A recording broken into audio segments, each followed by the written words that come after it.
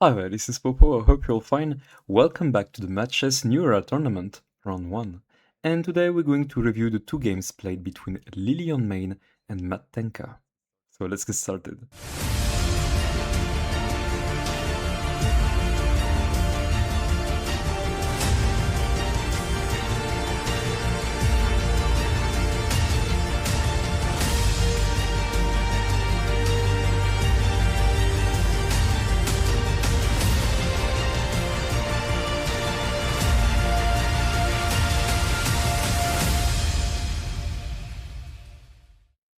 Okay, so for the first game, LilyLionMane gets the white pieces with the Fairies faction, and MadTanker gets the black pieces with the Tikis faction.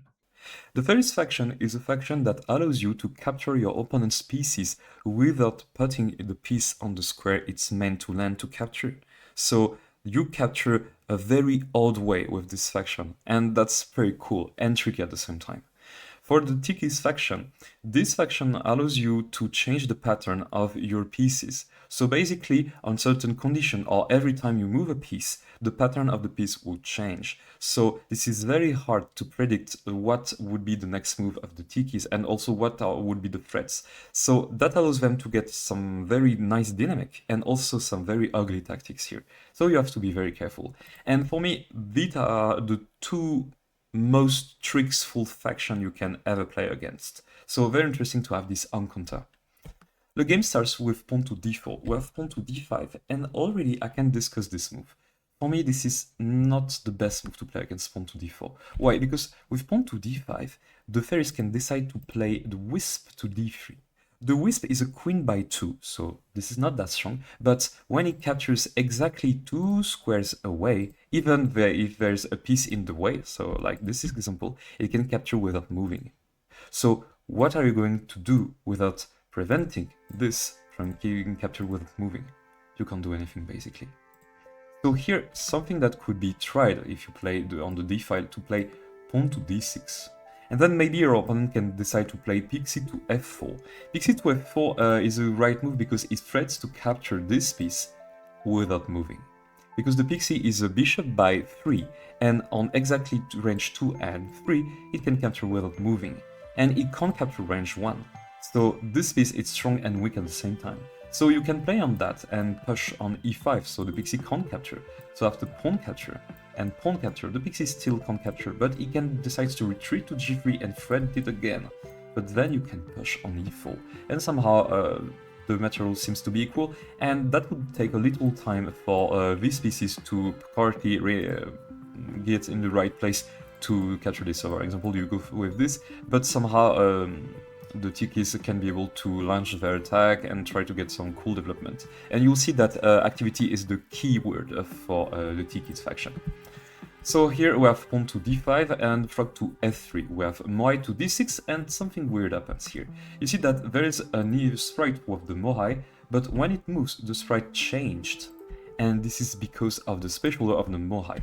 Every time it changed, the pattern would change. So you see that this is a knight pattern. Every time it moves or capture, it becomes a king pattern. And later on, let's say that this is played, then when it moves again, it gains back the knight pattern. So it switches between knight and king, which is pretty interesting. In the game, we have Pixie to f4, so attacking this pawn without moving, and now what do? If you decide to play pawn to c6, for example, the problem is that now Wisp to do d3 is a threat and you don't have anything that you can try. And this trick that would mean before, this is too much defended this way, so you don't have any ways. And even you can't even try this because this is too much defended.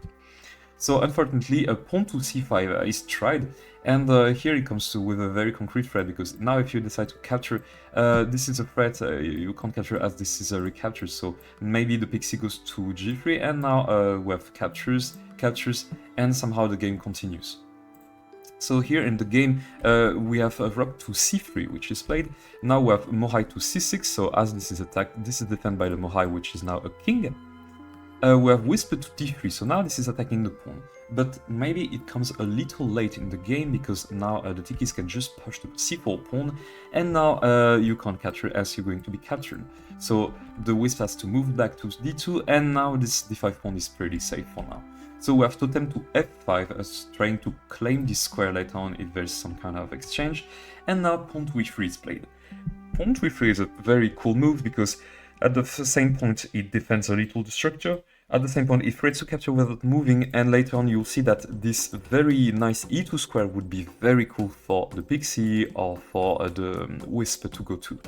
So we have Totem to g5, and now I have to talk a little about the Totem.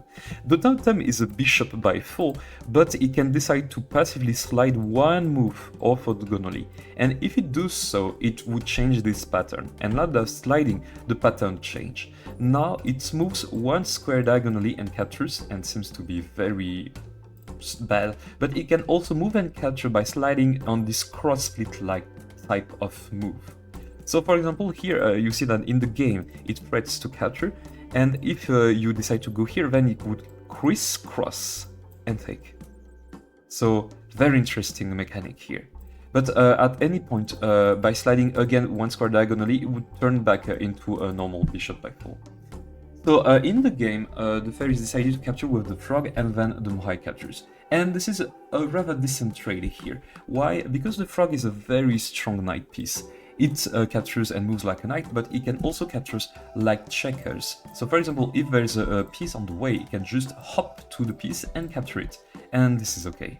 So, very interesting mechanic here. So frog captures, Moai captures, as somehow the activity of the white pieces dropped a little, and maybe the Tikis will try to make the advantage of this. After Moai takes, we have a Pixie takes the pawn, so they are now up one pawn, and now Moai goes to b6. And I have to see the move coming here. Because Moai to b6 has the very concrete idea to go later on the c4 square, which is pretty cool square, and maybe try to capture this and just dismantle the pawn structure. Or later on, if there's another piece here trying to go for a fork. So this square could be very interesting. But for now, the square is guarded by the Pixie on e2. Pixie on f1, but now the Pixie goes to e2, and now it can later on decides to go here and lead an attack. So interesting. Also, at the same point, it wants to maybe castle kingside. We have Chimp to e6, and now I have to talk about something. With this move, it was threatening to go here, but that's not a big concern, because actually with check, this is not putting the queen here and then be tucked away. The shrine can decide to go here. The shrine is a queen type unit, which is a pre-queen, so it would move one square and then transform.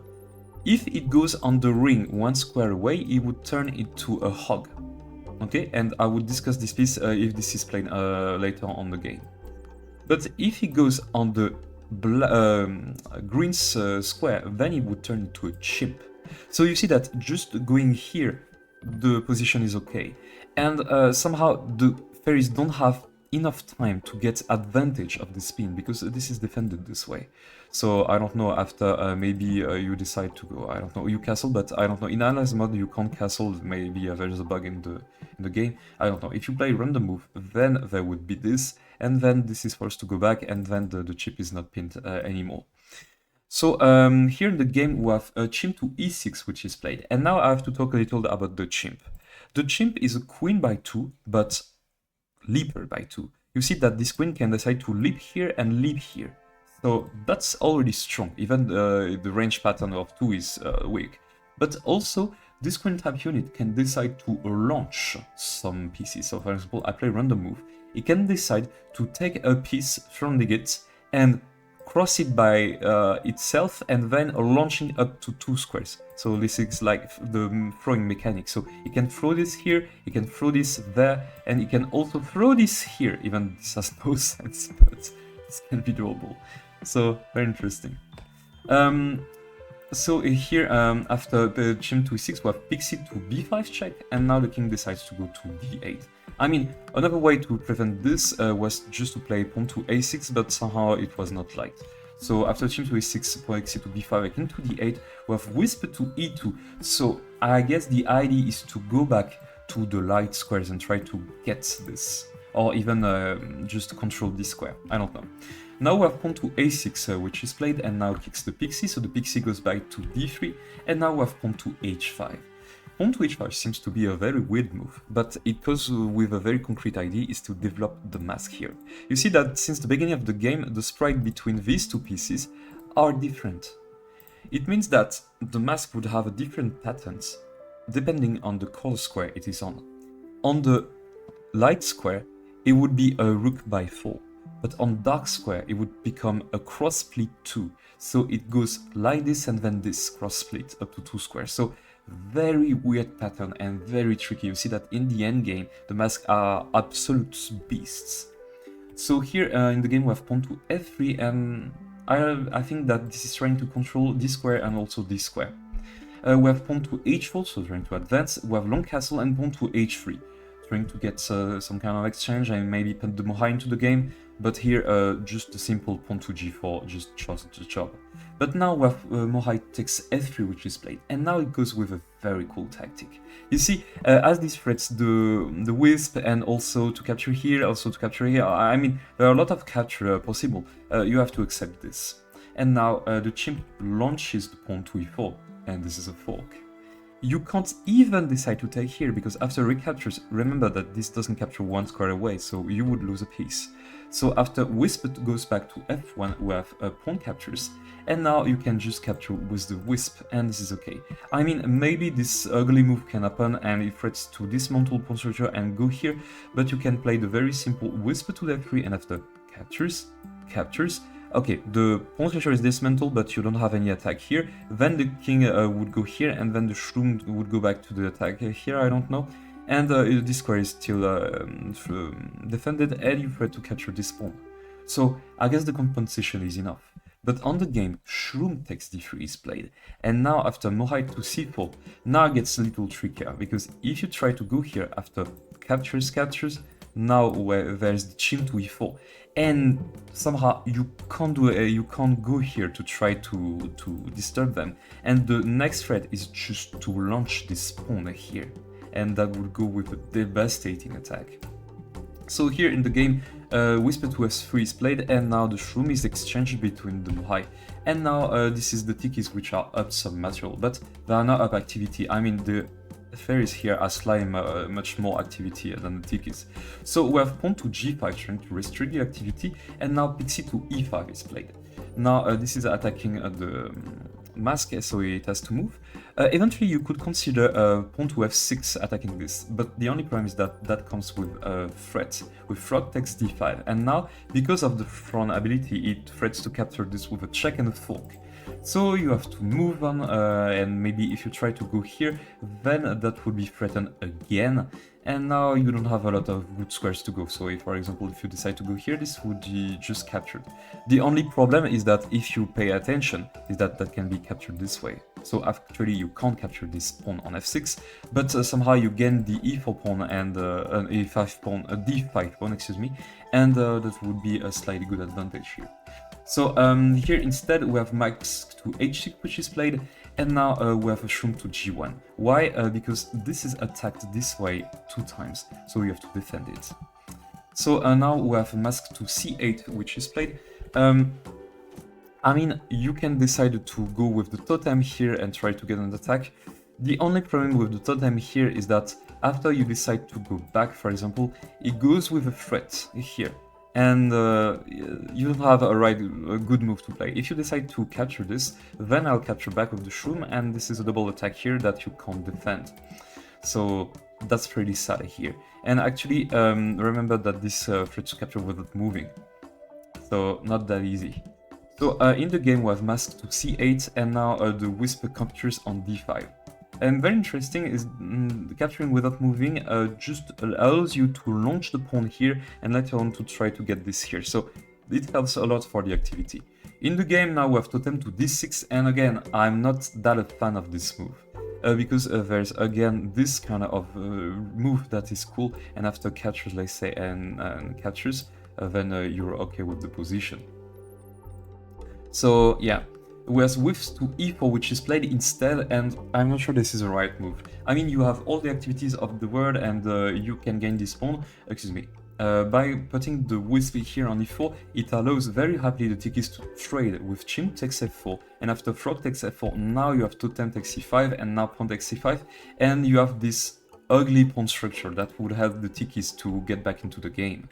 So here in the game we have Mask to c4 which is played, and it goes with an attack here, and also X-ray attack there. But of course the Frog can just continue to play with Frog to d6, and now the threats to get the mask. Here somehow they didn't want to capture here, maybe they was too worried of this, I don't know, but after pawn catchers here, I mean this is perfectly playable. So I don't know, after Frog to d6, this could be a move, unless I just missed some tactics with the Fairies, I don't know. But here in the game we have a rather Mask to b4 which is played, and yeah, okay, why not. Frog to f5 is played, and this is very interesting, because now it tries to reroute here, and it goes for a threat with the mask. Now the mask goes back to f8, I mean, this is hard for the mask to play. If you go here, you capture, excuse me, you capture this way. If you here, you capture. If you go here, eventually you can't, because your range doesn't allow this.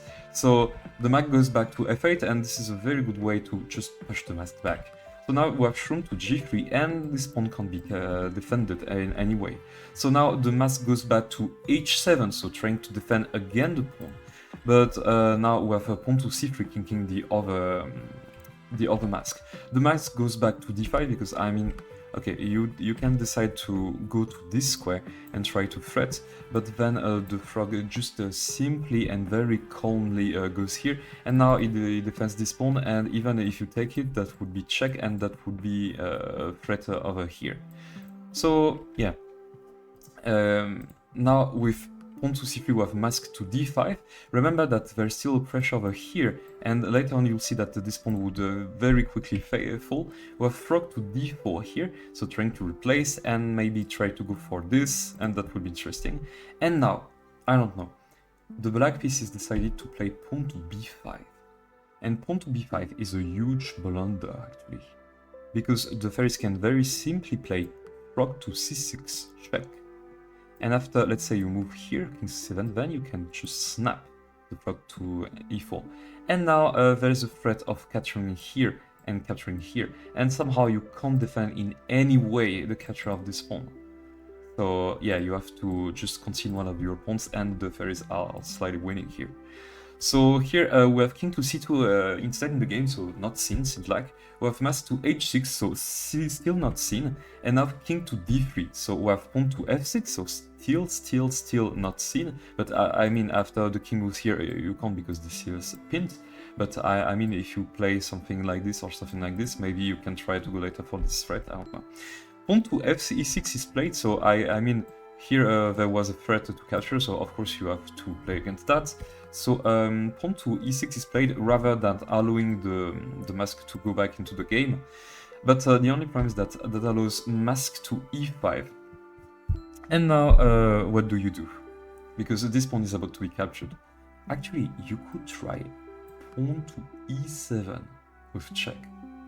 And that goes very deep, because if you capture, then there is Frog to f5 check, and this is a fork, so then you capture, and now this is an endgame, but you can't defend this pawn from being captured. Why?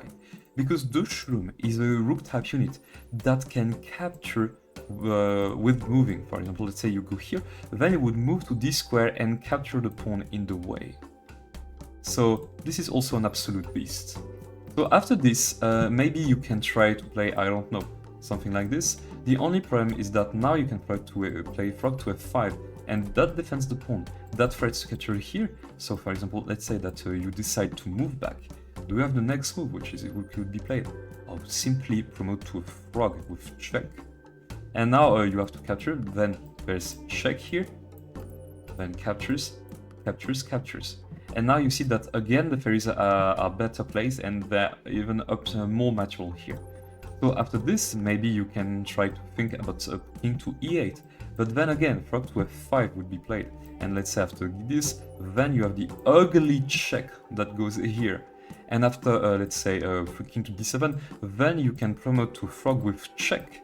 and now you don't have a lot of squares to run with the king, so let's say, I don't know, you decide to put your king here, then there's just captures, and after captures, you up a lot of material here.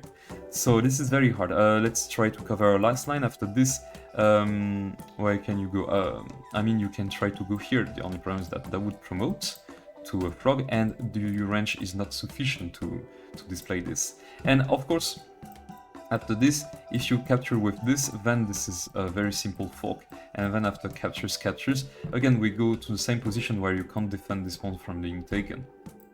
So yeah, pawn to e7 maybe was a little interesting, unless I just missed something. If you were thinking that this was a fork, you're just wrong, because remember the cross split does this and this, and you just lost a piece. So now we have frog to f5, which is played trying to defend the pawn and attack at the same time, but now the mask take on g4 and goes with a very cool tactic, because if you take here, then you take back.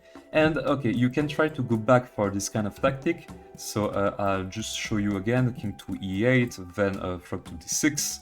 Let's say that you go here. I mean, going to e8 maybe is a bad move here. Let's say pawn to e7, king to d7, yeah, this is better. Now pawn to e8, king takes e8, frog to d6 with check, you go here, you go here. Now, the Tikis have a very ugly move, which is captures. And now after recaptures, now there's captures, and there's a passed pawn here. So if you try to stop it with the king, then there would be again a recapture, and then you have lost the game. So this tactic doesn't work. So here in the game we have Shroom takes g4, and now a mask takes a5. And now the game seems to be a little, I don't know, equal at the first glance, but for me the fairies are slightly winning.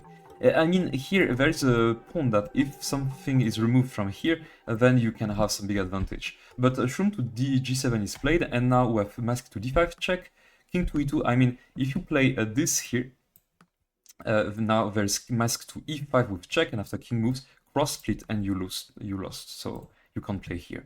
So the king goes back to e2, and now we have mask to e5 trying to remove this pawn. And now how do you defend this? You don't have any way, so you try to go for a counter capture. Here the best move is to play Shroom to f7, and after mask to e6, then you capture on f3, and you try to capture, and actually you don't have any way to defend this pawn, because if you go here the range will change and you don't have enough range. But in the game we have Shroom to g3, which is a big blunder here, because actually black can play mask take g3, and after pawn captures, then this is promoting. So I don't know, king decides to go here, for example, you promote to mask, and now you're winning the game. Of course the fairies have a lot of pawns, but technically you're winning. So mask takes e6 is played, so this is not seen. Shroom takes h3, mask to e4, king to g3, and now you see that this is starting to be a little problematic for the Tikis. So we're going to run into a very long endgame, where despite all the efforts, MadTanker wasn't able to do anything in the position, and suddenly when all the pawns on the queen side were just lost, now this is just a game of pushing the pawns. And later on, after the first promotion, they got tricked by this move from to d7. And now, where do you put this? You can try to put this, okay, here. If you put that here, then there would be a check and that would be exchange. I don't know. Here, MadTanker made a blunder by putting the mask on e5, and after Shroom going back to h5, capturing on the way the mask, black just resigned here. So, very sad ending for the black pieces, but they played a decent game. You see that these factions are so tricky that there are a lot of tactics that actually have been missed, despite the players being very good chess player. But I think this was very cool. I'm sure that maybe I forgot some of the tactics here, so if you found some, please put them in the comment. That would be very interesting to analyze them. Okay, so as the first game is finished, we're going to go for the second game just now. For the second game, now MadTanker gets the white pieces with the Tengu's faction, and LilyLionMane gets the black pieces with the Scarabs faction. The Tengu faction is a faction that allows your pieces to defend themselves if they get attacked. Basically, if one of your pieces get attacked, it gets stronger and can dodge the attack or even counterattack. On the other hand, for the Scarabs faction, this is a faction that lands on the coordination between your pieces. Every time you play a piece, another piece would be buffed for the turn and get the scent of the piece you just moved. So if you play the combination well, you can be very, very strong and very tricky. But if you play against the coordination of your pieces, you might get weaker. So interesting to see how it goes. The game starts with pawn to e4. We have pawn to c5, oak to c4, pawn to e6, we have crow to f3, and finally pawn to d5, which is normally in normal chess a very good move. But you play against the Tengus, and maybe LilyLionMane didn't know the special abilities of the oak, that when this is targeted by an enemy pawn, this thing can teleport on the full corner of the board to move and capture. And now, the oak captures a8. In this position, what should be better maybe is to play the equal to c6, with the idea later on maybe to try to play this, and now be able to play this kind of move. I mean, maybe you have to develop a little more your pieces, maybe all ready to do this, or decide to do this, I don't know. But yeah, maybe Earth to c6 was a little better, but we can't blame. When you discover Mac chess, you get tricked every time. So after Oak takes a8, we have now Earth to c6. And you see that by playing this Earth to c6, something gets some kind of buff here, which is the dung.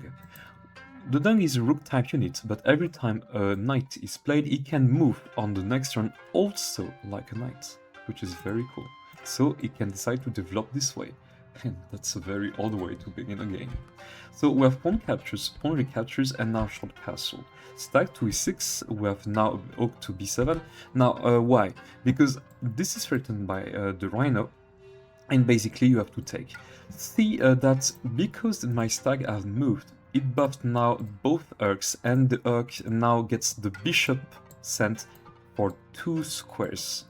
So this is defending this pawn. So after oak takes b7 and erk takes b7, the material gets back balanced, and this is +2 for the Tengus, but we have to see how it goes, because for now the Tengus don't have any activity, and the Scarabs get a little more activity, even though their position looks a little weaker. We have pawn to c3, aiming I guess for pawn to d4, striking the center. We have erk to f6, pawn to d4, and stack to d6, preparing to castle. Here we have the very tricky oak to a3, saying that basically you can't take here, else this is going to be taken. But as black decides to castle short, the threat is not on the board, and suddenly this oak becomes very weak. So we have pawn to a4, and after captures, crow captures. I mean, you can decide to capture with this is okay, and I don't know. Crow captures is a move. You can try to dismantle the bishop pair of black. Yeah, why not? Stack to g4 is played, threatening the shogun, and now we have pawn to f3, kicking it back to d7. So for now, the game seems to be peaceful at times, there's no big attack, but now we have pawn to b4, and it seems like white wants to get some push here on the side, and if he gets rid of this, these 2 pawns becomes nearly unstoppable. So I have pawn to a5 trying to counter that, but we have pawn to b5. And after erk to c5 trying to replace itself, we have dojo to e1. Now you see that the Stengus are replacing themselves. I guess maybe later on we'll get some move like this, and maybe the dojo will try to climb up if it can. Here this is hard to get some attack because this is range full for now, and everything is pretty well defended thanks to the pawns and the stack. So dung to e6 is played. I have to say that I was very surprised of this move.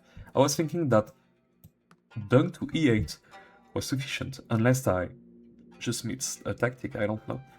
But it used descent of the erg to move to e6, and at the same time it moved, it buffed the both stacks here. And now these stacks can move in the next turn like a king, so this is gain orthogonal 1. This is like Dragon Horse from the Shogi. And as LilyLionMane is a Shogi player, I don't know, maybe this is for her. So we have crow takes e6, pawn takes c6. Suddenly by taking this, the Scarabs gets weaker because there's one coordination missing. And now, starting for now, the stag wouldn't be buffed anymore from the game. I mean, you have to get back a new dunk by promoting a pawn, of course, but for now, yeah, the cards get a little weaker with this. You could have considered taking with the stag and keeping your pawn structure, actually. But yeah, this can be understandable also by the fact that you want to reinforce the center pawn that can be attacked and seen as a weakness. But later on, maybe you have to shift this and get this diagonal. This is somehow a very cool plan. Crow to d2 is played, now we have Ugg to d3 trying to infiltrate, and seems like it's a pride, MadTanker, excuse me, panicked. It's a pride that was intentioned pseudo. So, I have to say, you can play just this move, and this is okay. You could get into this tactic, sure. The only thing is that you're still up material and you just kind of gave 2 pieces for a rook. I guess this is not enough to get back the attack. So you could have ignored that and just played this. But here, that triggers the ability of the dojo. If the dojo is attacked by a piece, it can decide to land on any square to move or capture around the ally king. So here the dojo plays to h1, and I guess this is a mistake here. You don't want this piece to be passive as this, or you try to play like this, but yeah, doesn't like this, and at the same time you have still the stag here, and the way it plays suggests that it won't move from the game until a long time. So basically this dojo is doing nothing now. So Ugg gets back to e5, and now we have Shogun to e2. We have Rhino to c7, trying to infiltrate a little here later, or try to get some control over this pawn, some pressure, I don't know. At the same point, it triggers the king. Now, this king can decide to move up to 3 squares like a queen. Imagine a king that can go like a queen, and it can move through checks compared to castling. So, that's an incredible buff. And in endgame, where the 2 queens are here, I can assure you that the game is wild. So we have dojo to c1, stag to a3 it's played, so now we have dojo to c2, avoiding this, stag to e8 trying to get the diagonal, and now we have pawn to f4, and you have to be very careful here, because there is a big trap going out. A way to replace yourself could be to get here, for example, to get here, for example, or even to get here. That could be understandable. Here seems a little passive, but that can be also understandable. I mean, if you go here, this is just to go here and try to reclaim the square here. But here in the game, we have Eric takes f4, and now, unfortunately, LilyLionMane runs into a new Tengu ability, which is the Shogun ability. When the Shogun is attacked by a piece, it can take this piece. So the Shogun takes on f4, and now the Tengus are up 6 points of material, and the Scarabs are completely losing the game, sadly.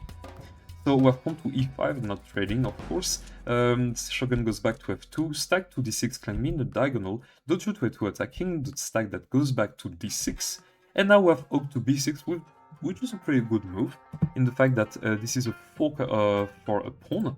Only problem is that there's a trap with this. After Rhino to e7, don't take this pawn, but the pawn is taken. And now it runs it to stag to c5. And yeah, this is dead. You can't do anything. So oak to b5 is tried to try to get a counter pin, but after stag captures f2, this is checked, so the king has to answer. And after this, you have Ugg to g4, which continues the series of check. Here, you could have considered going here, but after this kind of move, Rhino to g5, it seems very, very dangerous. I mean, you can try to defend yourself like this with the crow to f3 trying to attack, but yeah, I don't know, I'm not that convinced. You can get quickly some trouble. So, I mean, you go here and then you try to sneak in, trying to go here, trying to get for the checks, I don't know. So, instead of this, we have king to e1, which is dangerous, but at the same point, he wants to get back the dojo into the game, which is perfectly understandable. And after this, we have Rhino to f4 check, pawn to g3, and Rhino to g5. Rhino to g5 is a very strong move, because it tries to go here. And as the stag blocks the path the Ugg blocks the path because of the stag scent, now the king seems to be in a position of mate, in some sort of mating pattern that can happen for the scarab. So be very careful when you play this. So after Rhino to g5, what do you do to defend this square? Oak to c5 is tried, which is a decent move, but pawn to d4 is played, and this pawn is a very killer move. One thing that you could have tried here is to play the crow to f1 to try to control this square. Even this is still scary, because your opponent can decide just to play stack to d3 and try to get the square for itself after captures, and then he goes here, and thanks to the Urk he can have something. So in the game instead we have pawn captures, and now the Rhino goes back to e3. And now what do? You have to be very careful about what you do. If you, for example, decide to run here, then this is a simple mate. If you decide to run here, then you can have a check with Urk to f2, and now the king is forced to run, so I don't know, maybe you decide to go here, and now what do you play? Good idea. Maybe you could play here and continue for the attack.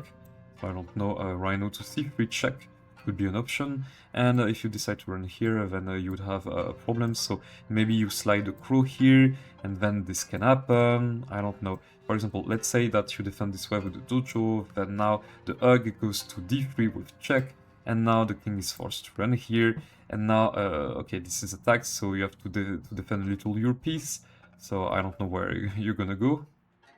Let me see. Maybe you get very tricky and play this move that pins the dojo, so it can't capture back. So I don't know, it gets into very complicated variation that I didn't calculate, but it seems like that this is a big problem.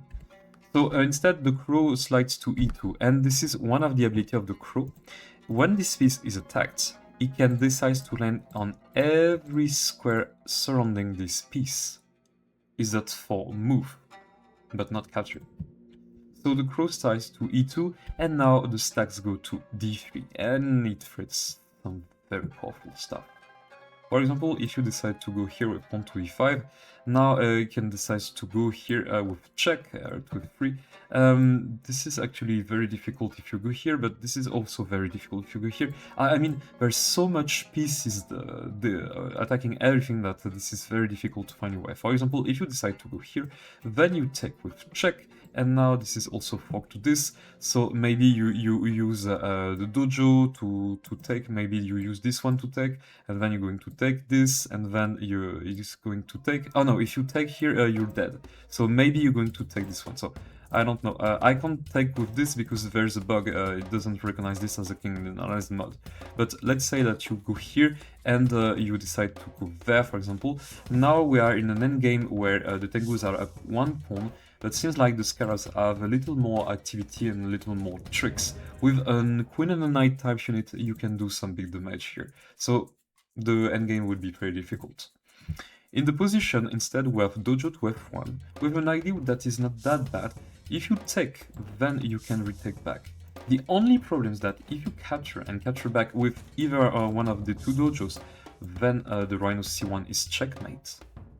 So that move doesn't really work. And I mean, if you want to defend this, for example, with dojo to a3, trying to suppress this or to avoid the discover attack, you can just play the stack to e3, and this is a discover attack. And now what do? You can't move anywhere. This is control everywhere, and this is controlled. So you have to put this here and going to be checkmated this way. So another way to try to defend this is just to play, excuse me, after this, you play the pawn to e5.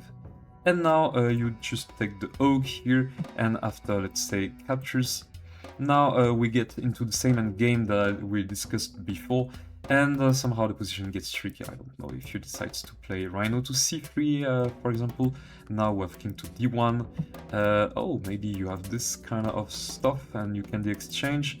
But here, if I take the position on b4, here you, excuse me, after this and this, you can decide to capture with the dojo, even if I can't show. So after this, you take that, and the game basically continues. So that's pretty okay here in the position. You just have to take with this dojo, but I can't show it because of the bug of the game. But in the real game, we have Earth takes e2. And unfortunately, after Dojo takes e2, you don't have anything left. And you have basically to give up something. I mean, you can decide to go here, and then one of the two dojos are going to be taken, of course. So, for example, I don't know, you play the dojo here, this is taken and retaken. But I think in this position, a lone queen against a bishop and a rook with two pass pawns won't be really unstoppable. I mean, the endgame would be very hard, but hard to blame this position. So this is in this position on move 37 that Black decides to resign the game, seeing that maybe there was not much thing to be done. I think that would deserve the try to continue the game here, but we were not here to judge. So, a very sad endgame here for the Scouts that could go for a very nice tactic that surely get them some kind of win. But match chess is a very tricky game, and sometimes even if you're a great chess player, even a shogi player in the case of LilyLionMane, you can get tricked, and there's no problem to this. We're just here to experiment a little. So this is the end of this encounter and the end of the round 1 of the Match Chess Neura tournament. So we're going to switch for round 2 and we're going to know the leaderboard with the next video. So see you then. Bye.